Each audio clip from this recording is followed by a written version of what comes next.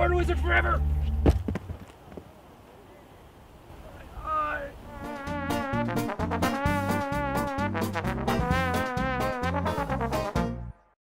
Hello and welcome to this deck tech. And today the commander is Derevi, Empyrial Tactician.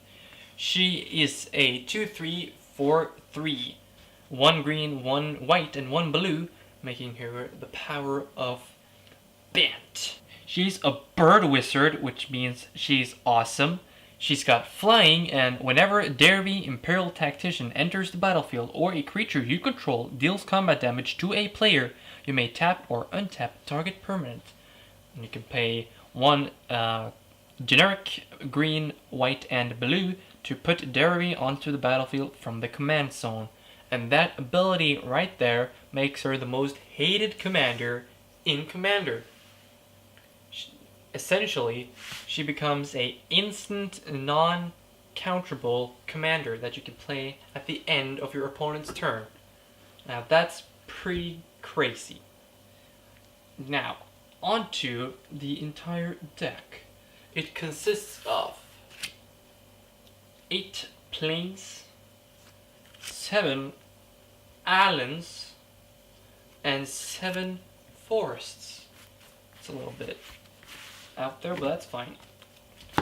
It also consists of a Lumbering Falls, a Simic land, Simic Growth Chamber, Prairie Stream, Hallowed Fountain, Port Town, Azorious Chancery, Canopy Vista, Selesnya Sanctuary, and Fortified Village.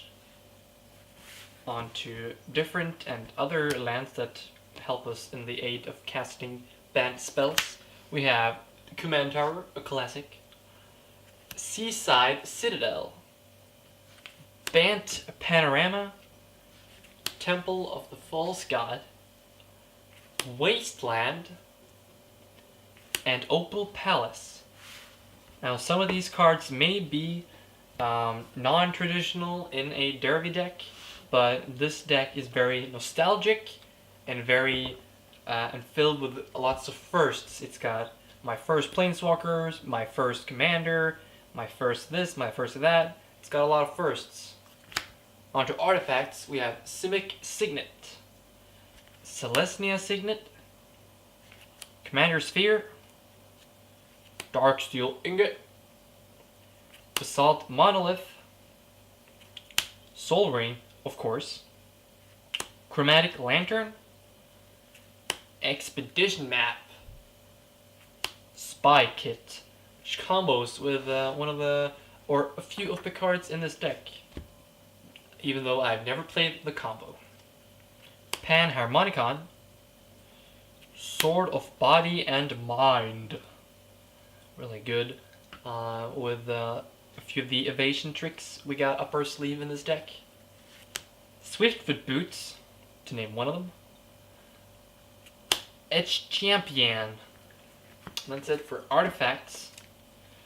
On to sorceries, we've got Descend Upon the Sinful, a nice board wipe, because not only does it does not destroy creatures, but it exiles creatures, making it very scary. And it's got Delirium also, so that gives us a 4/4 White Angel if we have it online. On to other sorceries, we've got Stram's Expertise, and this combos really well with a lot of cards in this deck, because a lot of cards in this deck are have a mana cost of 3 or less. So it basically gives us 4 for 1, which is very good for 4 mana. Classics like the Treasure Cruise, Retraced Image, which combos well with Spy Kit, and Bring to Light, one of the few tutors in this deck. Onto instants, we have Eerie Interlude, also very good, because, you know, you can just bring back your guys if the situation becomes too sticky. Cancel, because you can't play blue without counterspells. Speaking of counterspells, Counterspell. Evacuation, a budget, the twirly thing. You know, this one, you know that one? It's a budget version of that one. Dig through time, because, you know, it's dig through time. You gotta dig a lot in this deck, because a lot of times it becomes very stale. Court of Calling. Beast Within, to get rid of permanents. It can even be my own permanent, because sometimes I just don't like my permanents.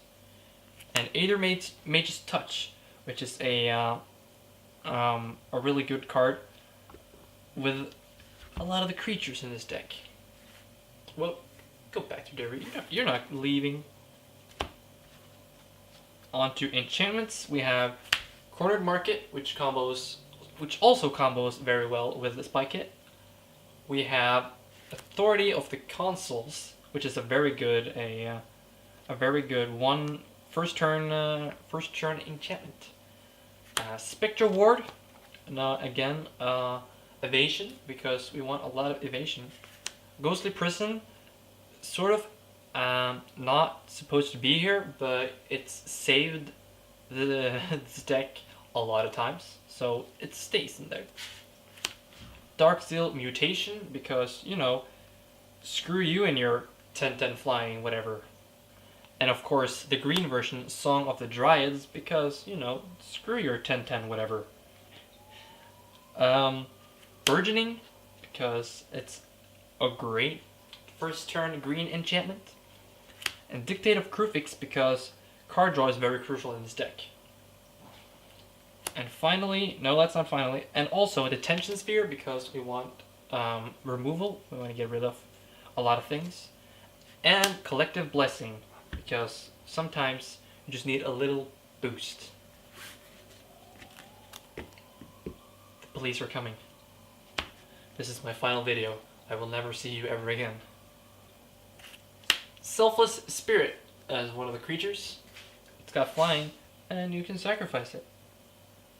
That's it. That's what it does. Fiend Hunter, which is also one of the removal spells, you can say. Heliod, God of the Sun. Zun.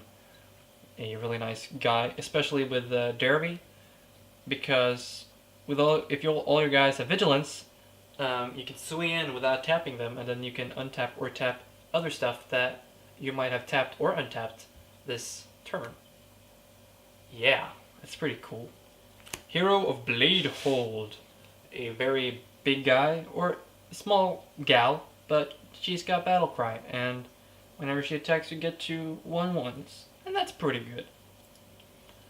Dungeon Geists, another part of the removal thing.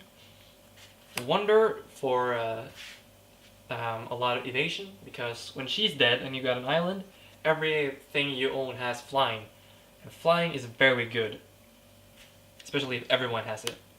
Hada Spy Patrol, dude you can level up to give Shroud, and he becomes unblockable, which is very funny. Lusun Scholar General, you might have seen this before. It was in the previous iteration of this deck. Last time I said it was from Kamigawa block, but that's wrong. It's from Portal 3 Kingdoms. I'm sorry if I offended anyone last time. He's got Horsemanship, and he's got Spit on him. That's lovely. He's got Horsemanship, which makes him unblockable unless your creature has Horsemanship, then you can block him. And whenever he deals damage to an opponent, you may draw a card, which essentially reads, whenever he attacks, you draw a card, because no one can really block him, because nobody plays Horsemanship anymore. I don't think they ever did. Merfolk Sky Scout, a flyer with whenever she attacks or blocks, you can untap target permanent, which also combos very well with her ability, because you get to untap 2 things if the Sky Scout hits. Moldrifter, because you need card draw in this deck. Phantom Nantuko, yes, it's a trampler, and he becomes very big. because you can tap him to add a +1/+1 counter on him, and he enters with 2 +1/+1 counters on him. If damage would be dealt to him, you can remove a +1/+1 counter from it instead and prevent that damage. It can become very big very quick, and that becomes a problem for a lot of the opponents. Because instead of putting 1 counter on him every turn, you can put 2 counters on him every turn. And if you go for 2/2, then 4/4, then 6/6, then 8/8, and suddenly you have an 8/8 trample after a few turns. And that's not fun. Elvish Mystic, a 1-mana 1/1 that taps for 1. A good, decent card. Hornet Nest, which is a part of a combo in this deck, a very classic combo within our playgroup. Ulanval Tracker, a part of this combo. No, the combo's actually gotten rid of. But anyway, these two guys combo very well with each other. If your opponent has a big enough creature, the creature will be gone. Eternal Witness, because you need Eternal Witness when you play green. If you don't play Eternal Witness when you play green, then why are you playing green? I mean, come on. What are you doing, man? It's like not playing Birds of Paradise. Come on, what are you doing with your life? It's a strictly better Elvish Mystic. And then, of course, Reclamation Sage for another removal gal. On to more creatures. We got Winged Codal, a very good combat trick. If your opponent has a very big creature and they think you got no creatures, you can just easily flash in this guy and block that pesky Eldrazi. We got Horizon Chimera, which combos very well with other cards in this deck when you draw cards, because you gain a life. That's pretty nice. Also, it's got Flying and Trample and Flash, so what the hell? Why not? Mystic Snake, a creature counterspell. It's a bit spendy, but you get a 2/2 body, which is always nice. Coiling Oracle, very good card, because it's really good. Reflector Mage, it's pretty okay. It's pretty sweet. I don't understand why they banned him. It's probably some dumbass combo that was available in Standard and is also available in other formats, but he wasn't banned in other formats, so I'm not sure what Wizards are trying to prove. But he's in his deck and it's pretty bonkers, but not that bonkers, you know. Daxos of Meletis.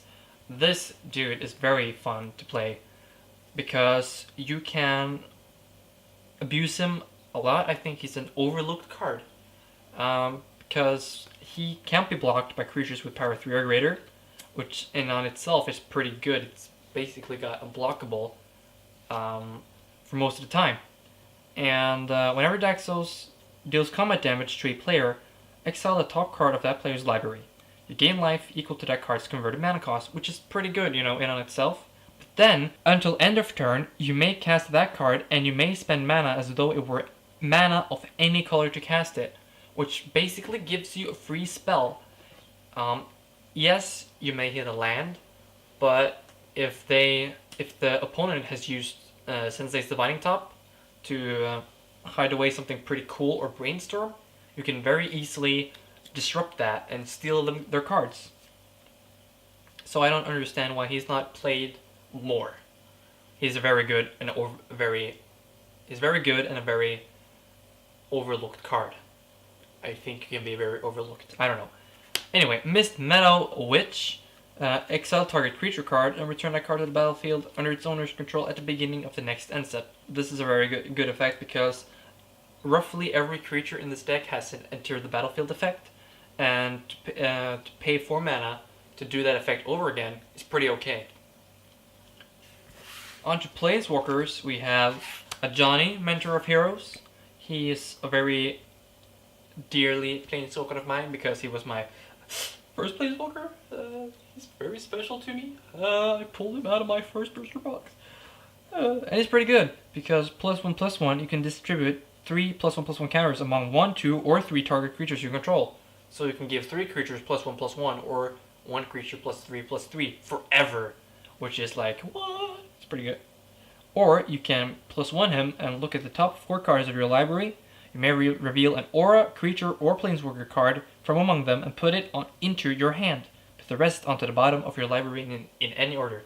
This too is very good because you get to dig through your library, and if you have just pesky stuff, you get to +1 him to get him 1 closer to his ultimate, and you get to throw away the garbage that was on top of your library.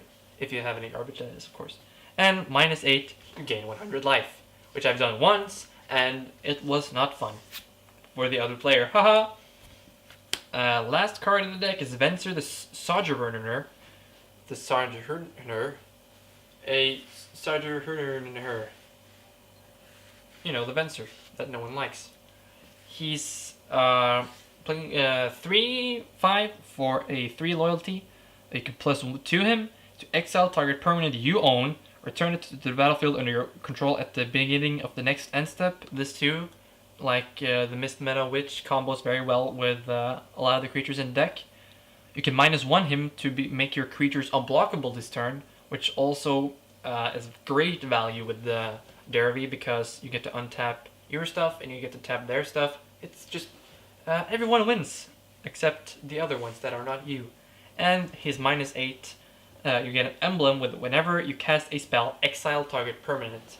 And I've also done this once in a game, which happened to be the game that I also ultimated Arjani, and my opponent had a very bad time. That's all I'm gonna say about that. So, this Derevi deck is not a traditional Derevi deck. This deck is very special to me because Derevi was my first commander. I bought her in the 2013 commander deck, and it was the first commander deck that I ever played. And I fell in love with her, and everyone hated me, and I didn't understand why, because her ability was super fair, and I never had understood the concept of bad commanders, and the thing with commanders costing more, because I was like, but my commander always costs 4, and everyone was like, yeah, shut up, we know. But yeah, it's filled with cards that I think are very good, and cards that I just enjoy looking at and playing because they're cards that I once either lost to or just have had millions of funds with.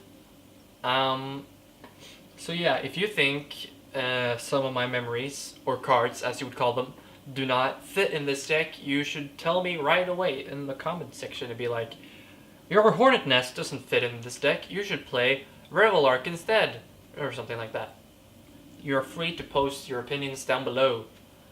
So thank you for using roughly 20 minutes of your day to watching a stinking teenager talk about a bird wizard. Thank you for watching. Please subscribe, and we look forward to seeing you or hearing you in the comment section. Yes, goodbye.